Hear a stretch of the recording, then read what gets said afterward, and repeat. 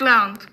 Užijte ji celou a neporušenou. Harpagon. Nemám peněz, bych dal věno svým dětem. Anselm. Také dobře, mám sám dosti pro oba, to vás nemusí znepokojovat. Harpagon. Vy se tedy zavazujete, že uhradíte útraty obou těchto sňatků? Anselm. Ano, jste pak spokojen? Harpagon. Ano, ale s tou výjimkou, že mi dáte ku svatbě ušití nový oblek. Anselm. Budíš, užívejme tedy veselí, které nám šťastný tento den připravil. Komisař. Zvolna, pánové, kdo mi zaplatíme namáhání, mé protokoly. Harpagon. Co je nám do vašich protokolů? Komisař. Přece jsem je nezaváděl pro nic za nic. Harpagon. Povězte to tady toho, chcete-li mít ti zaplaceno. Mistr Jakub.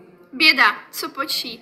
Za pravdu jsem byt a za lež mám být oběšen? Anselm. Pro tentokrát mu tento žert odpuste, pane Harpagone. Harpagon. Vy tedy zaplatíte komisařovi? Anselm. Budíš i to a nyní spěšme oznámit ti radostnou tuto událost vaší matce. Harpagon. A já rychle ke své kasičce.